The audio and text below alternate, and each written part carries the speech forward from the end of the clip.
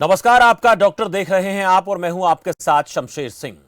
गर्मी हो या सर्दी, अक्सर देखा जाता है कि बच्चे और बुजुर्ग इसमें ज्यादा बीमारियों से घिरते हैं क्योंकि उनके अंदर रोगों से लड़ने की ताकत कम होती है, जिसकी वजह से वो जल्द बीमारी का शिकार हो जाते हैं। वहीं अगर गर्मी के मौसम की बात करें तो ये समस्या और ज्यादा इस दौरान बढ़ जाती है। छोटे बच्चों की बात हो तो ज्यादा गर्मी होने की वजह से या फिर ज्यादा सर्दी होने की वजह से इनका बहुत ध्यान रखने की जरूरत है। अब गर्मी का प्रकोप दिन ब दिन बढ़ रहा है और ऐसे मौसम में माता पिता को बच्चों का खास ध्यान रखने की जरूरत है ताकि गर्मी के प्रकोप से बच्चों को बचाया जा सके। गर्मी के मौसम में बच्चों के स्वास्थ्य की खास देखभाल करनी चाहिए क्योंकि गर्म हवाएं और उमस भरा एनवायरनमेंट उनकी सेहत को नुकसान पहुंचा सकता है। इस मौसम में छोटे बच्चे कौन कौन सी बीमारियों का शिकार हो सकते हैं और उनके लक्षण क्या हैं, उनको इन बीमारियों से कैसे हम बचा सकते हैं, इसी पर आज आपका डॉक्टर में चर्चा करेंगे।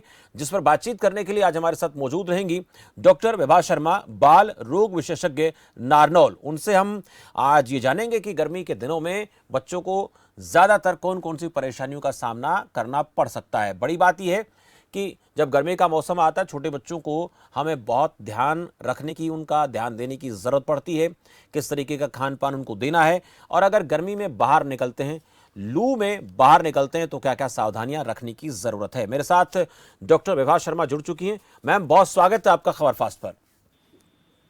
Thank you so much. Doctor Vibha, पहला यही समझने का प्रयास करेंगे कि छोटे बच्चों को गर्मी का प्रकोप ज़्यादा हो रहा है, धीरे धीरे लू बढ़ रही हैं और तापमान भी 45 पार जा रहा है। इन दिनों में देखा जाता है कि छोटे बच्चे अक्सर बीमारियों का शिकार हो जाते हैं, चाहे ज़्यादा सर्दियां हो, ज़्यादा गर्मी हो। आपसे पहले ये जानने का प्रयास करेंगे कि इन बच्चों को कौन कौन सी तकलीफें इन दिनों में ज़्यादा हो सकती हैं। ये आपने बहुत अच्छा सवाल पूछा क्योंकि गर्मी आजकल बहुत ज्यादा बढ़ जी, रही है शुक्रिया। और इस समय बच्चों में सबसे ज्यादा जो देखा जाता है वो खाने पीने की वजह से या फिर किसी और टेम्परेचर हाई की वजह से दस्त होना, उल्टी होना, बुखार आना, ये स्वाभाविक है। जी। तो इसलिए हमें सबसे ज्यादा ध्यान बच्चे के हाइड्रेशन पे रखना होता है, शरीर में पानी के लिए रखना होता है जी। कि बच्चे के शरीर में पानी की कमी नहीं होनी चाहिए। अगर दस्त हो भी जाए तो भी हमें नहीं घबराना है। हम घर के कुछ एक उपचारों से ही बच्चे को घर पे ही ठीक कर सकते हैं, जैसे कि हम ओआरएस पिला सकते हैं, शिकंजी में नमक डाल के दे सकते हैं, जो हमारी लस्सी छाछ जो हमारे गांव में बहुत आराम से मिलती है वो हम दे सकते हैं। हमें इस समय गर्मी में बच्चे का जो हाइड्रेशन है, जो शरीर में पानी है, उसका जो बैलेंस है वो मेंटेन करना बहुत सबसे ज्यादा जरूरी है। बच्चों में ये देखा जाता है कि जब गर्मी के मौसम में हम बच्चों को बाहर लेकर जाते हैं तो आपने कहा कि उनको कहीं ना कहीं डिहाइड्रेशन की दिक्कत सामने आ जाती है। अब पानी की कई बार बच्चे के अंदर कमी हो जाती है, लेकिन उस अवस्था में जब घर से बाहर निकले, बच्चे को साथ लेकर जाएं तो किस किस तरीके की सावधानी पेरेंट्स को रखनी चाहिए। देखो, एक तो क्या है कि बच्चे को है ना पूरा जो हमारा जो कॉटन वाले जो कपड़े होते हैं वो आपको बच्चे को पहनाने हैं और कोशिश करें कि बच्चे को आप कवर करें चेहरे को छोड़ के। स्पेशली ये चीज जो छोटे बच्चे जो होते हैं, जो 6 महीने से कम वाले बच्चे होते हैं, उनमें हमें ज्यादा ध्यान रखना होता है। दूसरा, आप ट्रेवल के टाइम पे अपना proper amount of the fluid जो पानी है वो आप साथ लेके जाएं, जैसे कि ओआरएस हो गया, नारियल पानी हो गया, कि बच्चे को आप अपने ट्रैवलिंग पीरियड में भी वो चीजें दे सकें। अगर आपको लंबी ट्रैवलिंग करनी है तो डेफिनेटली कुछ एक दवाइयां जैसे उल्टी वाली, कि बच्चों को कभी कभार मोशन सिकनेस की, जब बच्चे ट्रैवल करते हैं तो उल्टियां शुरू हो जाती हैं और वो नहीं रुकती हैं, तो उस कंडीशन में क्या होता है, आपके आसपास कोई डॉक्टर नहीं होता है, आप बीच मिडल ऑफ द वे में फंसे हुए हैं, तो अपनी वो एक दो मेडिसिन अपने साथ लेके जाएं ताकि बच्चे को डिहाइड्रेशन ना हो उस समय। क्योंकि बच्चे दस्त उल्टी से कभी कोई दिक्कत नहीं होती, दिक्कत सिर्फ डिहाइड्रेशन से होती है। बच्चों में गर्मियों के दिनों में देखा जाता है कि बुखार भी कई बार उन्हें घेर लेता है, लू लगने की वजह से, हीट स्ट्रोक की वजह से ये कई बार प्रॉब्लम आती है। तो उसकी थोड़ी पहचान करना ज़रूरी होता है कि भाई ये वाकई में दिक्कत जो है किस वजह से है और कोई कारण है या फिर इसके अंदर हीट स्ट्रोक की वजह से ये प्रॉब्लम बच्चे को हो रही है।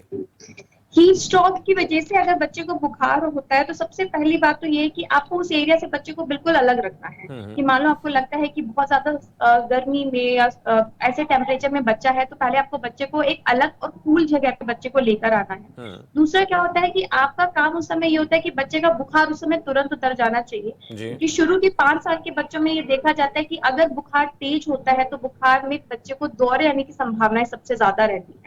तो हमारा सबसे पहला काम ये होता है कि हमें बुखार उतारना है। अगर आपके पास उस समय बुखार की दवा नहीं भी है तो भी आप उस समय बच्चे से पानी की पट्टियां, जो हमारे नलके का जो पानी होता है उससे आप पूरे शरीर में बच्चे के पानी की पट्टियां करेंगे, जी। केवल माथे पे नहीं लगाएंगे। और फ्रिज का पानी बिल्कुल यूज नहीं करेंगे। फ्रिज का पानी अगर हम यूज करते हैं तो डेफिनेटली उस समय हम जल्दी से बच्चे का टेम्परेचर उतार लेंगे, पर वहीं पे बच्चा जो है वो अलग कंडीशन में खराब हो जाएगा। जी, ये तो बहुत अहम नलके का पानी जानकारी। जो है वो यूज करना है और टेम्परेचर उतारना है, और बच्चे को उस समय हमें हाइड्रेट करना है, क्योंकि जब भी हीट स्ट्रोक या जब भी तेज गर्मी की वजह से जो शरीर का जो पानी है वो इवेपोरेट होता है, जी। तो हमें उस समय बच्चे को एक तो हाइड्रेट करना है, दूसरा हमें पट्टियां रख के उसका बुखार उतारना है, और फिर तुरंत आपके आसपास जो भी डॉक्टर है उनसे संपर्क करना है। जी, अहम जानकारी आपने दी है कि पहले बुखार को उतारने की कोशिश करनी है और जो तरीके बताए गए उनका पालन करना है और किसी तरीके से बच्चे का बुखार उतारने की कोशिश ना करें, नहीं तो बच्चे को और ज्यादा तकलीफ हो सकती है। उसके बाद डॉक्टर को देखा है। मेरे साथ एक दर्शक है प्रवीण नारनौल से। प्रवीण जी, स्वागत है आपका। नमस्कार डॉक्टर साहब। जी नमस्कार। जी मैडम, मैं ये जानना चाहता हूँ, मेरा बच्चा अप्रोक्स 12 साल का है। उसको खाने के बाद है वो टॉयलेट ज्यादा जाता है या फिर वॉशरूम भी ज्यादा चला जाता है, तो बार बार उसको यही समस्या होती है, तो क्या दिक्कत? ठीक है। ठीक है, टॉयलेट ही जाता है या पॉटी जाता है खाना खाने के बाद? पोटी भी जाता है जी। जैसे ज्यादा कई बार क्या होता है, दिन में 3-4 बार चला जाता है, 3 से 4 बार फ्रेश होने जाता है वो। ठीक है, देखो मेन चीज क्या होती है कि ना हर किसी का स्टूल फॉर्मेशन, अगर यूरिन जा रहा है और ज्यादा जा रहा है, नॉर्मली हम ये बोलते हैं कि बच्चों में यूरिन जो है वो हर 4 से 5 घंटे में एक बार पास हो जाना चाहिए। अगर इससे ज्यादा जा रहा है या फिर हमें लग रहा है रात में उसकी फ्रिक्वेंसी ज्यादा है, तो डेफिनेटली हमें एक बार पेशाब की जांच करवानी चाहिए। अगर जहां तक स्टूल की बात आती है तो हर एक बच्चे का अपना खुद का मेटाबॉलिज्म सिस्टम होता है कि वो किस तरीके से आगे उसको लेके जा रहा है। अगर ज्यादा जा रहा है, खाना खाते ही जा रहा है, तो ऐसी कुछ बीमारियां होती हैं जिसमें हमें बच्चे का वजन, हाइट, कि वो अपनी जो ग्रोथ है, अपनी एज के अकॉर्डिंग जो उसकी ग्रोथ है वो कैसी चल रही है, वो नॉर्मल चल रही है तो हमें उसमें चिंता करने वाली कोई बात नहीं होती। अगर हमें लग रहा है हमारा बच्चा हाइट में, वेट में या किसी भी चीज में पिछड़ा हुआ है, एक अपने अपने एज के अकॉर्डिंग, बच्चों के अकॉर्डिंग, तो फिर डेफिनेटली हमें कुछ जांच जो है वो करानी चाहिए और हमें उसके कारण तक जाना है। और एक मैम और भी देखा जाता है। प्रवीण, शुक्रिया बातचीत के लिए। और जो आपको मैम ने बातें बताई हैं उनका आप एक बार ध्यान रखें। आजकल तो नेट के ऊपर डॉक्टर की तरफ से ऐसे चार्ट डाल दिए जाते हैं कि कितनी उम्र है बच्चे की, उसके हिसाब से हाइट कितनी है, वेट कितना है। खुद भी माता पिता जो है वो अपने हिसाब से अंदाजा लगा सकते हैं। खासकर इंडियन कल्चर की बात करें, एनवायरनमेंट की बात करें, तो सारी चीजें उसके अंदर दी होती हैं। वहां पर भी कभी ये चीजें जांच की जा सकती हैं, वहां पर भी इस चीज का अंदाजा जो है लगाया जा सकता है। और स्कूलों में भी आजकल सुविधा दी गई है ये। बिल्कुल, आप बिल्कुल सही कह रहे हैं। आजकल हर जगह ये चीजें लिखी हुई हैं कि बच्चे का एक उम्र के हिसाब से, WHO चार्ट्स आते हैं जो हमारे all over the India, all over the world recommended होते हैं। जी। तो 5 to 18 years of the chart होते हैं, आप आराम से उनको जो है फॉलो करें, और उसके अकॉर्डिंग अगर हमारा बच्चा बिल्कुल ठीक चल रहा है in terms of the height, in terms of the weight, in terms of the BMI, जी। बॉडी मास इंडेक्स, तो हमें कोई चिंता करने वाली बात नहीं होती है। हर एक बच्चे का अपना खुद का मेटाबॉलिक सिस्टम होता है, मेटाबॉलिज्म होता है। दूसरा, जब एडोलेसेंस फेज में बच्चे आते हैं तो उनके हार्मोन्स की वजह से किसी की जो ये वाला जो मेटाबॉलिक सिस्टम होता है वो अच्छा इंप्रूव करता है या वो हल्का सा डिस्टर्ब भी हो सकता है। जी। तो कोई भी दिक्कत हो तो डॉक्टर से संपर्क करें, नहीं तो अपना सिंपल हम एक चीज देखें कि हमारा बच्चा सही तरीके से ग्रो कर रहा है। सबसे मेन फोकस हमारे उसके वेट पे, अप्रोप्रिएट वेट और अप्रोप्रिएट हाइट पर होना चाहिए। जी, बहुत अहम आप बात कर रहे हैं। और कुछ चीज़ें आनुवांशिक भी होती हैं। अगर माता पिता का हाइट वेट उस तरीके का बहुत ज़्यादा हट्टे कट्टे हैं तो फिर उनका अलग तरीके का बच्चे का जो एक मेजरमेंट होता है। और अगर बहुत ज़्यादा, हाँ ये बहुत अहम है, इसमें भी कई बार कंफ्यूज रहते हैं अभिभावक, उनके लिए क्या कहेंगे आप? उनके लिए ये कहेंगे, क्या होता है हमारे पास पूरे चार्ट्स होते हैं, इसमें हम ना हाइट वेलोसिटी देखते हैं। हाइट वेलोसिटी का क्या मतलब होता है कि इन अ ईयर कितने सेंटीमीटर किसी की हाइट बढ़ रही है, या वेट वेलोसिटी की इन अ ईयर कितने बच्चे का वेट कितना बढ़ रहा है। अगर वो अप्रोप्रिएट है तो डेफिनेटली हमें कोई चिंता करने वाली बात नहीं है। ये आपने बिल्कुल ठीक कहा कि जेनेटिक जो आंशिक की माता पिता पे हमारा हाइट मैटर करता है, वो डेफिनेटली करता है। लेकिन आप अगर किसी डॉक्टर के पास जाते हैं तो वो आपको क्लियर कर देंगे कि ये चीज नॉर्मल है, या इस पे हमें कुछ करने की जरूरत है, या इस पे हमें कुछ करने की जरूरत नहीं है। हम केवल एक सिंपल WHO के चार्ट से सारी चीजें क्लियर कर सकते हैं। बच्चों के पेट के कीड़े को लेकर थोड़ा सा मैं आपसे जानना चाहूंगा डॉक्टर विभा। देखा गया है कि ये शिकायत बहुत से बच्चों में देखी जाती है और इसका बहुत जल्द पता नहीं लगता है, और उस अवस्था में बच्चा कमजोर होने लगता है, उसको भूख कम लगती है, या फिर और कई तरह की दिक्कतें, लूज मोशन की शिकायत हो जाती है, वोमिटिंग की हो जाती है, तो इसका कोई थोड़ा सा कोई सिम्टम ऐसा जिसमें दिखे कि हाँ ये प्रॉब्लम बच्चे को हो सकती है और समय पर इसको ट्रीटमेंट कराने की जरूरत अब है? पेट के कीड़ों को हम इस तरीके से समझते हैं, 6 महीने के बाद बच्चों में एक माउथिंग रिफ्लेक्स है वो डेवलप कर जाता है कि बच्चे के हाथ में जो भी आएगा वो सीधा मुंह में जाएगा और उसके ऑनवर्ड्स जो होता है इन्फेक्शन के चांसेस बढ़ जाते हैं। जी। तो इसके ऐसे सिम्टम्स यही होते हैं कि बच्चे को भूख नहीं लगती, वजन नहीं बढ़ता, खून की कमी होने लगती है। तो इसमें सबसे अच्छा तरीका ये होता है कि आप हर 6 महीने में बच्चे को एक पेट कीड़े की जो दवाई होती है वो एक बार ही देनी होती है, वो आप दे दें till 5 years of the age. 5 साल के बाद भी हम दे सकते हैं, लेकिन इतनी ज्यादा रिकमेंडेशन नहीं होती है। मेन जी। चीज होती है कि 5 साल तक की हमारे बच्चे की ग्रोथ बता देते हैं कि आगे हमारा बच्चा किस तरीके से चलेगा।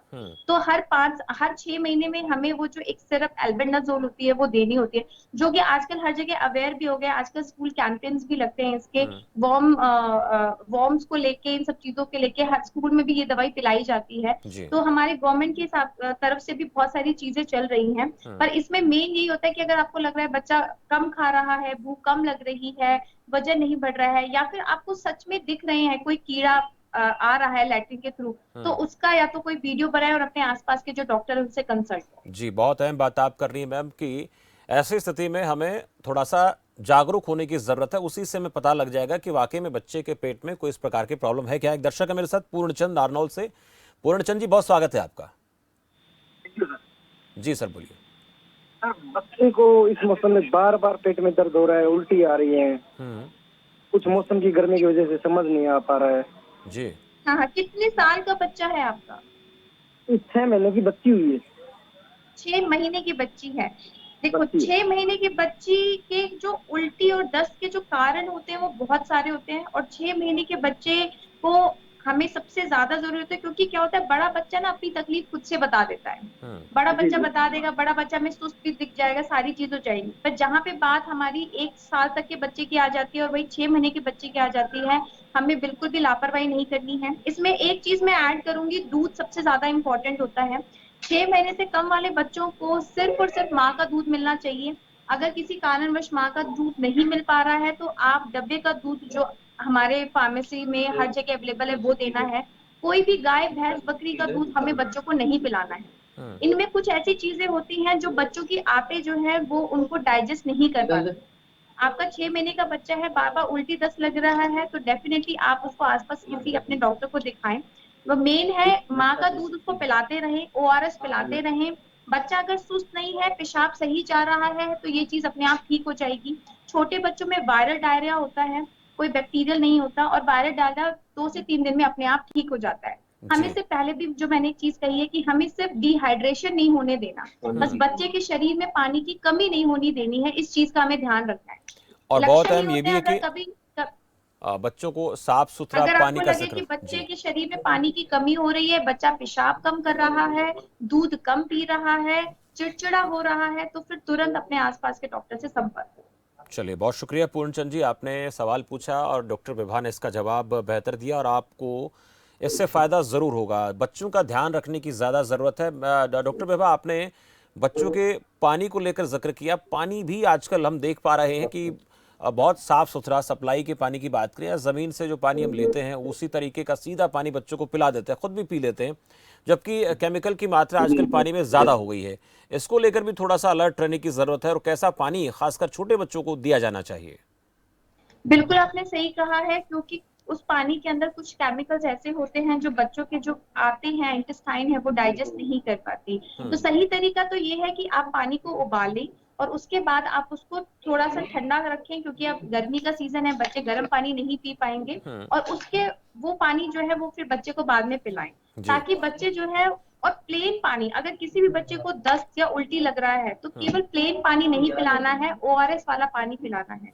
ORS या तो बना बनाया आता है, वो आप ले जाए मार्केट से, नहीं तो पाउडर फॉर्म में आता है, उसको पूरा 1 लीटर पानी की बोतल में मिलाना है, पूरा पाउडर, और उसको आप 24 घंटे तक इस्तेमाल कर सकते हैं उस सॉल्यूशन को। इस चीज का सबसे ज्यादा ध्यान देना है, क्योंकि मैं अपनी रूटीन प्रैक्टिस में देखती हूँ कि बच्चा छोटा होता है तो पेरेंट्स क्या करते हैं, थोड़ा पाउडर ले लेते हैं, थोड़ा पानी ले लेते हैं। जब आप डाइल्यूशन गलत बनाते हो तो बच्चे के दस्त बढ़ जाते हैं, तो इस चीज का सबसे ज्यादा ध्यान रखना है। या तो आप बना बनाया ORS लें, नहीं तो आप अगर पाउडर फॉर्म में ले रहे हैं तो पूरा 1 लीटर पानी की बोतल में पूरा जो सॉल्यूशन है पूरा वो पाउडर है। और सबसे अच्छा है कि इंस्ट्रक्शंस लिखी होती है पैकेट के पीछे, उसको पूरा फॉलो करें। और उस सॉल्यूशन को आप 12 घंटे तक 24 घंटे तक इस्तेमाल कर सकते हैं। अगर वो इस्तेमाल नहीं होता है तो फिर उसको आप डिस्कार्ड कर दें और नया सॉल्यूशन करें। जी, इन चीज़ों का अगर लोग थोड़ा ध्यान रखेंगे तो अपने बच्चों को गर्मी के मौसम में कई तरह की बीमारियों से बचा सकते हैं। दांत निकलने को लेकर थोड़ी सी बात करना चाहूँगा डॉक्टर विभा आपसे कि बच्चों को जब दांत निकलते हैं या फिर कोई और, जैसे हम जाड़ की बात कर लेते हैं, दांतों की बात कर लेते हैं, तो इस वक्त देखा जाता है कि बच्चों को थोड़ी सी बेचैनी रहती है, चिड़चिड़ापन देखने में आता है और उस दौरान लूज मोशन की शिकायत भी अक्सर होती है। तो इसके कुछ कारण हो सकते हैं, इसके अलावा कोई और चीज़ें हो सकती हैं जिसमें थोड़ा अलर्ट रहने की ज़रूरत है और दांत भी ठीक तरीके से बच्चे को आ जाए, बच्चा परेशान ना हो, माता पिता को भी दिक्कत ना हो, इसके लिए क्या किया जाना चाहिए? इसमें मैं आपको एक चीज बताती हूँ। क्या होता है कि 5 महीने से लेके 2 या 2.5 साल तक बच्चों की टीथिंग, जो हम बोलते हैं दूधिया दांत, टेम्पररी टीथ जो है वो निकलते हैं। और उसके बाद फिर 7 साल से हमारे परमानेंट टीथ जो है वो आते हैं। ये देखा गया है कि जब बच्चे की टीथिंग आती है, स्पेशली जब 5 मंथ का, 6 मंथ का, 7 मंथ का जब बेबी होता है, तो उसको ये थोड़ी प्रॉब्लम ज्यादा आती है। लेकिन ये निकलने हैं, दांत को आना ही है। इसमें एक तो विटामिन D3 जो हर एक डॉक्टर प्रिस्क्राइब करता है, विटामिन D3 आपको देना है बच्चे को, और वो जन्म से शुरू हो जाता है और वो 1 साल तक देना होता है। दूसरी चीज होती है कि आप बच्चे को हाइड्रेट रखें। दस्त होना, उल्टी होना, ये चाहे दांतों की वजह से हो रहा हो, चाहे ये वायरल इन्फेक्शन की वजह से हो रहा, हमें केवल बच्चे को हाइड्रेट रखना जरूरी है। टीथिंग बच्चों को आएगी, वो थोड़ा चिड़चिड़ापन भी करेगी, लेकिन अगर हम उसको प्रॉपर अमाउंट में हाइड्रेट रखेंगे, प्रॉपर अमाउंट में खिलाएंगे, 6 महीने के बाद हमें बच्चे को प्रॉपर आहार जो है वो दे देना चाहिए, along with the breast feed, जिसको हम कॉम्प्लीमेंट्री फीड कहते हैं। अगर ये चीज हम बच्चे को देते रहेंगे तो टीथिंग में ज्यादा प्रॉब्लम नहीं आएगी। दूसरा, आजकल लोगों में देखा गया कि वो टीथर यूज करते हैं, जो कि मैं स्ट्रिक्टली मना करती हूँ कि आप टीथर मत यूज करें, क्योंकि वही टीथर फिर आपके बेड पे पड़ा होता है, वही जमीन पे होता है, फिर वही बच्चे के मुंह में होता है, तो डायरेक्टली हम ही इन्फेक्शन बच्चे को दे रहे होते हैं। तो हमें कोशिश ये करनी है कि ये टीथिंग जो है, ये इसमें बच्चे का हमें थोड़ा खास ध्यान रखना होता है, हाइड्रेट रखना होता है। और definitely teething 5 month 6 month onward आती है, और 6 महीने के बाद हम रिकमेंड करते हैं बच्चों को ऊपर से खिलाना शुरू कर देना चाहिए। तो इसमें आपका डिले नहीं होना चाहिए, ऊपर से खिलाना, हमें प्रॉपर कैलोरीज जो है वो बच्चों को देनी चाहिए इस समय। इस चीज का हमें सबसे ज्यादा ध्यान। जी, दर्शक हमारे साथ महेंद्र सिंह है नांगल से। महेंद्र जी, स्वागत है आपका। नमस्ते सर। जी नमस्कार सर, एक मेरे 2 साल का बच्चा है, वो सर एक खाने में दूध फ्रूट वगैरह बहुत कम लाइक करता है, और मतलब जबरदस्ती खिलाना पड़ता है उसको। और बाकी ये जो आजकल मार्केट में चिप्स कुरकुरे वगैरह ये चीजें ज्यादा लाइक करता है सर। वो उसकी आदत कैसे, मतलब ये अहम बात है। अक्सर ये शिकायत अभिभावक करते हैं, इस प्रकार के कार्यक्रम में जुड़ते हैं तो बच्चे बाहर की चीज़ें ज़्यादा खाते पीते हैं और दूध से और खाने पीने से दूरी बनाकर रखने की कोशिश करते हैं। ऐसे लोगों के लिए क्या सुझाव है डॉक्टर विभा? देखो, इसमें सिंपल सी चीज ये है कि जो पेरेंट्स हैं या जो ग्रैंड पेरेंट्स हैं, जो बच्चों को ये सारी चीजें लाकर दे रहे हैं, बाहर की चीजें लाकर दे रहे हैं, वो थोड़े से स्ट्रिक्ट हुए और बच्चों की चीजों को ना माने। ये बिल्कुल एक सर्कल की तरह है कि देखो, बच्चा अपना पेट भर लेगा, अगर आप उसको बाहर की चीजें दोगे तो वो उससे भर लेगा। और जो सही तरीके से आहार शरीर के अंदर जाना चाहिए, जो हेल्दी फूड जाना चाहिए, वो नहीं जाएगा। और डेफिनेटली ये चीज बच्चे की ग्रोथ पे लॉन्ग टर्म भी और शॉर्ट टर्म भी दोनों तरीके से इफेक्ट डालती है। बच्चे की ग्रोथ नहीं होती, और ग्रोथ ना होने की वजह से बच्चे जो है बार बार बीमार पड़ते हैं, उनकी इम्यूनिटी कम होती है, क्योंकि हम हेल्दी फूड जो है वो अपने बच्चों को नहीं दे पाते। तो इसमें सबसे सही तरीका ये है कि हम खुद में स्ट्रिक्ट हों। अगर हम ही बच्चों को बाहर का खाना नहीं सिखाएंगे, बाहर का खाना नहीं देंगे, तो डेफिनेटली वो बाहर का खाना नहीं सीखेंगे। और अगर बाहर का नहीं खाएंगे तो जब उनको भूख लगेगी तो वो घर का खाना अवश्य खाएंगे। सबसे ज्यादा जरूरी ये है। दूसरा, आप हर 6 महीने में वही एल्बेंडाजोल बच्चों को देते रहें।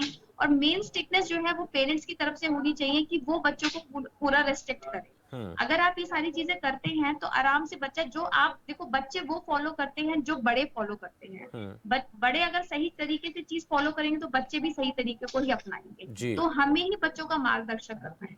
और डॉक्टर विभा, ये भी देखा जाता है कि बहुत से पेरेंट्स को बच्चे की चॉइस के अकॉर्डिंग घर में खाने पीने की चीज़ें कई बार बनाकर नहीं दी जाती हैं। वक्त का तकाजा होता है, काम ज़्यादा होने की वजह से वो अलग तरीके की वैरायटीज़ बच्चे को नहीं परोस पाते हैं, फिर उसका ध्यान कहीं ना कहीं बाहर जाता है, बाहर की चीज़ों को देखता है, उसकी तरफ वो खिंचा चला जाता है। तो कहीं ना कहीं घर में भी बच्चे को इसी तरीके की चीज़ें बनाकर खिलाई जा सकती है, कम से कम बाहर से तो बेहतर ही खाना होगा वो जो घर में बनेगा। बिल्कुल बिल्कुल, आप बिल्कुल सही कह रहे हैं। घर पे हमें बच्चों में वैरायटीज रखनी पड़ेगी। बच्चों में बहुत जल्दी टेस्ट सैचुरेशन आ जाता है कि अगर उन्होंने आज कुछ खाया है तो उनको ये होगा कि कल मुझे वो नहीं खाना, मुझे कल कुछ अलग खाना है। तो अगर आप वही चीज बच्चे को घर पे अगर अच्छा और टेस्टी और हेल्दी खाना बनाकर दे सकते हैं जी तो डेफिनेटली बच्चे बाहर का खाना नहीं खाएंगे। चलिए, बहुत शुक्रिया महेंद्र सिंह जी, आप जुड़े और आपको आपके सवाल का जवाब मिला होगा और किस तरह से आप अपने बच्चे को इन चीज़ों से दूर रख सकते हैं, ये बहुत अहम है। और ऐसी शिकायत अक्सर अभिभावक पेरेंट्स जो हैं इस कार्यक्रम में जुड़ते हैं तो रखते हैं। आपने मैम विटामिन D3 का जिक्र किया, ये कहा कि ये साल भर लेने की ज़रूरत है, लंबे समय तक इसको लेने की ज़रूरत है। मैं समझना चाहूँगा कि इसकी प्रोसेस क्या होनी चाहिए ताकि जो लोग सुन रहे हैं उनको इस चीज़ की जानकारी हो, अवेयरनेस हो जाए।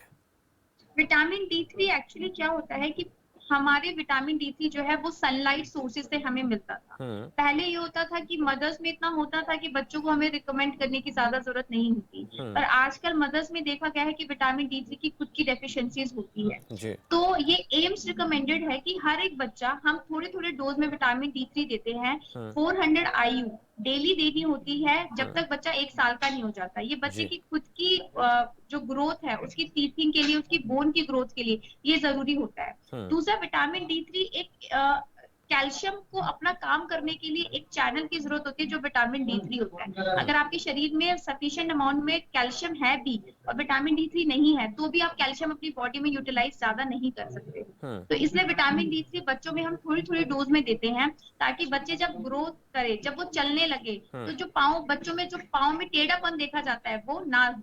तो ये चीज हमें बच्चे जब पैदा होते तब से लेके जब तक बच्चा 1 साल का नहीं होता तब तक देना होता है। बिल्कुल, तब तक इसका फॉलो करना है। और थोड़ा सा बच्चों की डाइट को लेकर आपसे मैं पूछना चाहूँगा कि बच्चों की प्रॉपर ग्रोथ बनी रहे, चाहे वो छोटा 2 साल का बच्चा है, 3 साल का बच्चा है या 4 साल का, 5 साल का, तो उनकी डाइट को लेकर थोड़ा सा आप अवेयर करें लोगों को कि क्या क्या चीज़ें खासकर डाइट में उन्हें बच्चे के विकास के लिए, प्रॉपर उसकी ग्रोथ के लिए इस्तेमाल करनी चाहिए। तो बच्चों की डाइट में सबसे ज्यादा जरूरी होता है कि आपको जो आहार देना है, जो फूड देना है वो हेल्दी देना है, घर का बना हुआ देना है। दूसरी चीज होती है कि जैसे हम बड़े लोग दिन में 3 बार खाना और हमारा एक शेड्यूल बन जाता है, ऐसे बच्चों में क्या होता है कि आप उनको हर 4 से 5 घंटे में एक मील ऑफर करें और आप उसको ना मिक्स फूड जो होता है, जैसे कि हम खिचड़ी हो गया, दलिया हो गया, एक फूड हमारा, इस पे हम जरूर फोकस करें। केवल ये नहीं कि हम बच्चे को सिर्फ गेहूं खिला रहे हैं या फिर हम सिर्फ फ्रूट्स दे रहे हैं, कि बच्चे को सिर्फ हम दूध दे रहे हैं। 2 साल के बच्चों में या 3 साल के बच्चों में पेरेंट्स को मेनली ये लगता है कि मेरा बच्चा दूध नहीं पीता है, तो दूध पे ज्यादा फोकस ना करें। अगर बच्चा मेरा पूरा दिन में 1 गिलास दूध भी ले रहा है तो वो सफिशिएंट है। इंस्टेड ऑफ दिस आपको हर चीज देनी है पर थोड़ी थोड़ी सारी इंट्रोड्यूस करानी है। आपको फ्रूट्स भी खिलाने हैं, आपको मिक्स जो ग्रेन्स होते हैं वो भी देना है, आपको चपातीज भी देनी है और आपको साथ में मिल्क भी देना है। लेकिन केवल एक ही चीज पे फोकस नहीं होना चाहिए कि नहीं सिर्फ दूध पे रखना है या फ्रूट्स पे रखना है। हमें सारी थोड़ी थोड़ी चीजें थोड़े थोड़े अमाउंट में सब में देने, ताकि बच्चे को एक संपूर्ण आहार, एक संपूर्ण जो डाइट है वो मिल सके जी। और इसमें थोड़ा सा सिर्फ ये होता है कि जो 2 साल का बच्चा होता है, 3 साल का बच्चा होता है, वो खाता कम है। डेफिनेटली उसका जो डाइट जो होता है वो उतना मतलब ऐसा नहीं कि वो पूरा 1 कटोरी दाल खा लेगा या पूरी 1 चपाती खा लेगा। तो उसमें क्या होता है कि हम जैसे अगर बच्चा 3 या 4 चम्मच दाल भी खा रहा है, उसमें अगर हम 1 स्पून या हाफ स्पून घी और ऐड कर दे तो उसकी ग्रोथ में हेल्प करता है। वो घी जो है कहीं ना कहीं उसकी कैलोरीज को इंक्रीज करने में हेल्प करेगा जी।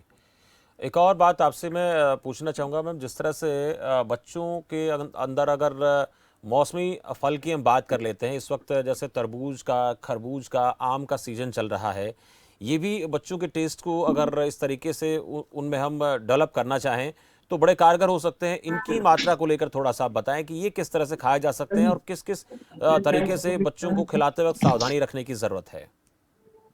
हाँ देखो, इसमें सिंपल सी ये चीजें होती हैं कि जो ये अभी आ रहे हैं हमारे जो अभी सीजनल फ्रूट्स हैं, सीजनल फ्रूट्स हमें हमेशा बच्चों को देने चाहिए, वो हमेशा जो है वो हेल्प करते हैं। लेकिन कोई भी चीज एक्सेस में देना हमेशा नुकसान करती है। तो आपने जैसे खरबूजा है या तरबूज है या आम है, ठीक है, उसका हमें जो 1 स्लाइस हो गया या 2 स्लाइस हो गया, ये हमने बच्चों को दे दिया। एंड डिपेंड कि वो बच्चा कितना ले पा रहा है, बच्चे के ऊपर ये सबसे ज्यादा डिपेंड करता है। और कौन सी चीज है जो बच्चे को ज्यादा अच्छी लग रही है। हम देने को तो शायद उसको और भी बहुत सारी चीजें देते हैं, लेकिन जैसे वाटरमेलन है, वो केवल हमारे जो शरीर में पानी है उस वाली चीजों को पूर्ण करता है। जो मैंगो है वो केवल टेस्ट के लिए होता है, ऐसा हमें कोई बहुत सारी चीजें उनसे नहीं मिलती। तो हम 1 या 2 स्लाइस भी रखें तो वो सफिशिएंट है। मेनली हमें बच्चों को इस एज में स्पेशली 6 मंथ ऑनवर्ड्स जो है बनाना हमें डेली देना चाहिए। केला एक ऐसा फ्रूट है जो कि कैलोरीज देता है, और चाहे हम कोई भी फ्रूट खिला दे बच्चों को, उससे उतनी कैलोरीज हमें नहीं मिलती। सारे फ्रूट्स हमें केवल टेस्ट के लिए देते हैं। और तीसरी चीज देखी गई है कि आजकल फ्रूट्स भी मतलब जो आ रहे हैं मार्केट में वो उतने अच्छे या उतने फ्रेश हमें नहीं मिल पा रहे हैं। तो जितना आप घर पे बच्चे को बना के खाना खिलाएंगे वो ज्यादा बच्चे को हेल्प करेगा as compared to the other. जी, एक दर्शक है मेरे साथ, रामोतार हैं अलवर से। रामोतार जी, स्वागत है आपका। हाँ जी जी रामोतार जी, नमस्कार स्वागत। सर। जी नमस्कार। हमारा सा बच्चा है 3 साल का डुगू, और ये बहुत ज्यादा गुस्सा करता है। जी, और गुस्सा जब गुस्सा करता है और फिर एक बहुत ज्यादा चीजें फेंकने लग जाता है। ठीक है। गुस्से की शिकायत और चिड़चिड़ापन की शिकायत अक्सर डॉक्टर विभा बच्चों में देखने को मिलती है। रामोतार जी की ये किस तरह की परेशानी है बच्चे की? देखो, गुस्सा आजकल बच्चों में होने लगा है। क्यों होने लगा है उसका सबसे बड़ा कारण है न्यूक्लियर फैमिलीज। कहीं ना कहीं single child nuclear families, joint families में बच्चे नहीं रहते, तो वो जो एक रिस्पेक्ट होती है, जो चीजें समझने वाली होती है, वो बच्चे नहीं समझते। तो सेकंड कारण ये होता है कि हमें बच्चों को साथ में मोबाइल जो है, आजकल बच्चे मोबाइल्स बहुत देखते हैं, और मोबाइल से जो चीजें बच्चे सीखते हैं, डेफिनेटली जो वो देखते हैं, जो वो चीजें वो करते हैं। और तीसरा कि हम बच्चों की जिद पूरी करने लग गए हैं। अगर बच्चा खाना खा रहा है, नहीं खाना खाता तो मोबाइल दे देते हैं, ये नहीं कर तो हम उसकी जिद पूरी करने हैं, और बच्चा भी अब वो जिद मंगवाने लग गया है। तो थोड़ा तो डेफिनेटली 2 साल इस चीज को हम ये बच्चों की जो टेंट्रम्स हैं, ये 2 साल तक तो हमें डेफिनेटली कहीं ना कहीं उनके साथ एडजस्ट करना होता है। पर 2 साल के बाद हमें बच्चों को एक जो सही डिसिप्लिन है वो हमें सिखाना चाहिए। दूसरा, मैंने ऐसे बहुत सारे बच्चे ट्रीट किए हैं जिनमें विटामिन डी की डेफिशिएंसी होती है, और वो बच्चों में बहुत चिड़चिड़ापन होता है। स्पेशली ऐसे बच्चे जो रात में अचानक से उठते हैं और रोने लग जाते हैं। तो अगर ऐसा कभी भी है तो विटामिन डी अपने बच्चे का चेक कराएं। अगर वो कम है तो डेफिनेटली अपने आसपास के जो डॉक्टर थे उनसे संपर्क करें और प्रॉपर इलाज लें। क्योंकि जो विटामिन, जो हमारे जो नॉर्मल विटामिन होते हैं या जो मिनरल्स होते हैं, इन सब चीजों का हमारे ब्रेन पे सबसे ज्यादा इफेक्ट होता है। चलिए, बहुत शुक्रिया रामोतार जी बातचीत के लिए। आपको बच्चे की समस्या के बारे में भी जानकारी मिली है और इस समस्या के समाधान के बारे में भी डॉक्टर विभा ने आपको बेहतर तरीके से समझाया है।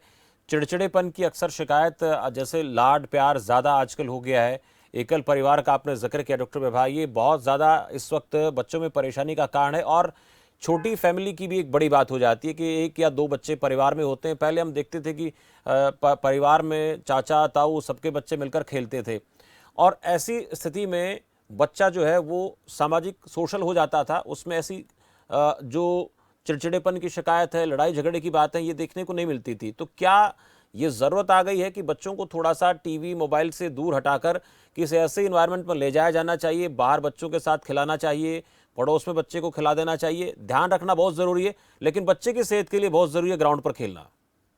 बिल्कुल, आपने बिल्कुल सही चीज रखी है, और इस चीज में मैं आपके माध्यम से ये बताना भी चाहती हूँ कि बच्चों का जो स्क्रीन टाइम है वो रिकमेंडेड है केवल 2 आवर्स इन अ वीक, केवल 2 घंटे एक हफ्ते में। लेकिन आजकल के बच्चे जो होते हैं, या हम पेरेंट्स की बात करें तो 2 घंटे शायद एक दिन में भी कम पड़ते हैं। तो हमें मोबाइल से बच्चों को बिल्कुल दूर रखना है, क्योंकि आगे चल के आंखें कमजोर होना, आपके ब्रेन को डैमेज, मतलब जो हम सही तरीके से जो चीज सीख सकते हैं वो हम कभी नहीं सीख पाते हैं। बच्चों को ग्राउंड्स में लेके जाना चाहिए, आउटडोर एक्टिविटीज को प्रमोट करना चाहिए। कोविड की वजह से या कोरोना की वजह से बच्चे बहुत ज्यादा इंडोर एक्टिविटीज या घर में रहने लगे हैं, उसका भी हमारे बच्चों के दिमाग पे जो है वो असर पड़ रहा है। तो हमें और पेरेंट्स को बिल्कुल अपने बच्चों पे प्रॉपर टाइम देना चाहिए, उनके साथ खेलना चाहिए।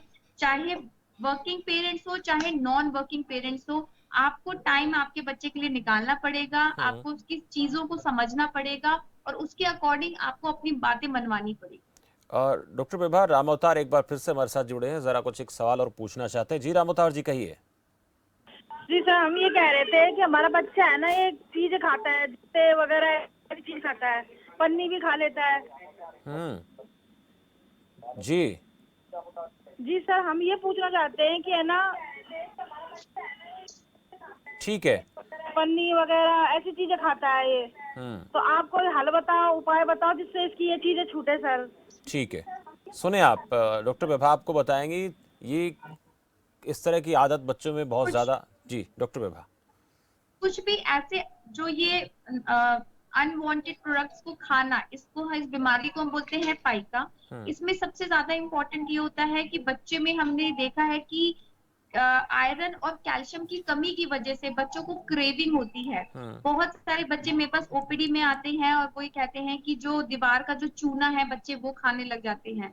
तो खून की कमी की वजह से ये सबसे ज्यादा देखा गया है। इसमें बस हमें ये देखना है कि एक तो हमें कभी भी 2 से 5 साल तक के बच्चों को अगर वो कुछ गलत कर रहे हैं तो कभी हमें उनको मारना या मार के नहीं समझाना है, हमेशा उसके पॉजिटिव नेगेटिव फीडबैक समझाते हुए समझाना है। दूसरा, इस बच्चों में और ऐसे बच्चों में अगर हम आयरन कैल्शियम टाइमली शुरू कर देते हैं तो ये चीजें अपने आप धीरे धीरे ठीक हो जाती है।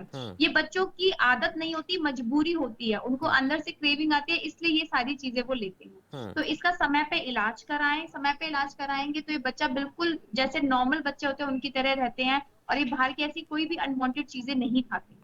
चलिए, हमारे साथ जुड़ने के लिए बहुत शुक्रिया। उन्होंने जो सवाल पूछा, ऐसे सवालात अक्सर दर्शक पूछते हैं। डाइट का डॉक्टर विभा आपने जिक्र किया, आप थोड़ा सा बच्चों की नींद को लेकर भी मैं चाहूँगा कि आप अवेयर कर दें कि बच्चे के लिए साल 2 साल 3 साल का जो बच्चा होता है कितनी प्रॉपर नींद उसको लेनी है, कितने कब उसको नींद लेनी है। और स्कूल गोइंग बच्चे भी आजकल 3-4 साल के बच्चे स्कूल जाना शुरू कर देते हैं, उनमें भी अक्सर इस तरह की दिक्कतें आ जाती हैं कि वो ठीक से नींद नहीं ले पाते हैं। क्या दिक्कत उनको हो सकती है अगर ठीक से नींद वो पूरी ना ले पाए तो? देखो, नींद लेना बच्चों के लिए सबसे ज्यादा जरूरी होता है। 8 से 10 घंटे की एक नॉन स्टॉप नींद जो नाइट जो हम बोलते हैं उसमें बच्चों की बहुत ज्यादा जरूरी होती है। एक चीज इसमें ये ऐड करना चाहूंगी, क्या होता है कि जब बच्चे स्कूल गोइंग होते हैं तो उनकी लाइफ थोड़ी हेक्टिक हो जाती है। सुबह जल्दी उठना है और फिर जाना है, स्कूल लेना है, और तो पूरा प्रॉपर 8 to 10 आवर्स की नींद उनकी जरूरी है। उनको रात में टाइम से सुलाएं। रात में सुलाने से पहले एटलीस्ट 1 घंटे से पहले, जब आप सो रहे हैं उससे 1 घंटे पहले आपको टीवी बच्चे को बिल्कुल नहीं दिखाना है या मोबाइल बिल्कुल नहीं दिखाना है, क्योंकि अगर आप दिखाते हैं तो बच्चों को जो सोने का जो साइकिल है वो बढ़ जाता है। वो मतलब सोने में, मतलब नींद आने में टाइम लगता है। तीसरी चीज कि जब भी बच्चे स्कूल जाते हैं तो मंडे टू सैटरडे स्कूल जाते हैं, तो संडे को हम सोचते हैं कि बच्चा थका हुआ है, कोई नहीं, पूरा हफ्ता गया स्कूल, सोने देते हैं। पर नहीं, ऐसा नहीं करना है। रूटीन आपको संडे को भी वही मेंटेन करके रखना है ताकि आपकी जो स्लीप साइकिल है वो नॉर्मल रहे। वो ऐसा ना हो कि एक हफ्ते में 2 दिन के लिए डिस्टर्ब हो गई, हफ्ते के लिए 3 दिन के लिए डिस्टर्ब हो गई, क्योंकि जब आप संडे को बच्चे को लेट उठाएंगे तो मंडे को डेफिनेटली वो स्लीप साइकिल डिस्टर्ब होती है। तो रिकमेंडेशन ये होती है कि आपको 8 to 10 years non stop sleep होनी चाहिए। आफ्टरनून में भी डिपेंड, अगर बच्चा 1 to 2 आवर अगर स्लीप ले ले तो बहुत अच्छा है। सोने से पहले 1 घंटे पहले आपको कोई भी स्क्रीन टाइम नहीं होना चाहिए, और चाहे वेकेशन हो चाहे छुट्टी हो, आपको बच्चे को उसी टाइम पे उठाना है ताकि बच्चे की स्लीप साइकिल कभी भी डिस्टर्ब ना हो। जी, डॉक्टर विभा आपने बहुत अहम जानकारियां कार्यक्रम के जरिए दी हैं, खासकर अभिभावकों के लिए जो बच्चों को होने वाली परेशानियां हैं, जो बीमारियां हैं और ऐसी अवस्था में क्या क्या उनको ध्यान रखना है, इन तमाम चीज़ों के लिए आपने जो अपडेट दिए हैं इसके लिए आपका बहुत बहुत शुक्रिया। और उम्मीद करते हैं कि इस कार्यक्रम से लोग लाभान्वित होंगे, खासकर अभिभावक लाभान्वित ज़रूर होंगे। तो आपका डॉक्टर में फिलहाल मेरे साथ इतना ही। आप देखते रहिए खबर फास्ट। नमस्कार।